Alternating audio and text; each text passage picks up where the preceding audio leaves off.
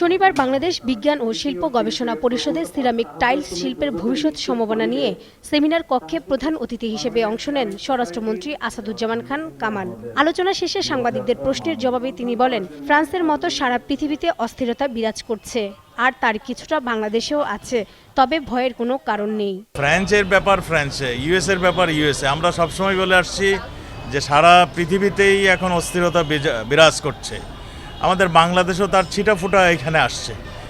আমরা যেটা বলছি যে বাংলাদেশে যা হচ্ছে তার চেয়ে অনেক বেশি, অনেক কিছুই অনেক দেশে হচ্ছে, কাজেই আমাদের বাংলাদেশের যেটা হচ্ছে এটা আমাদের কন্ট্রোলে রয়েছে। নারায়ণগঞ্জের আলোচিত ৭ খুন মামলার আসামি যেই হোক, কাউকে ছাড় দেওয়া হবে না বলেও জানিয়েছেন স্বরাষ্ট্রমন্ত্রী। আমরা এখানে কাউকে ছাড় দিচ্ছি না, সেটা আপনারা ভালো করে দেখছেন।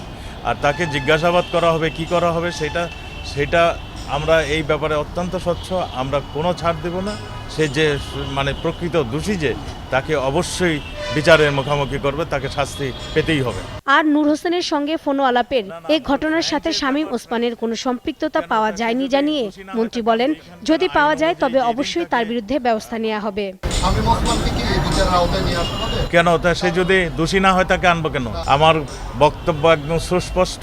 সে যদি দোষী হয়, সে যদি কোনো অন্যায় থাকে, তার যদি কোনো প্রমাণ আসে, যদি কোনো প্রমাণ আমাদের সম্মুখে আসে, তাকে ব্যবস্থা হবে।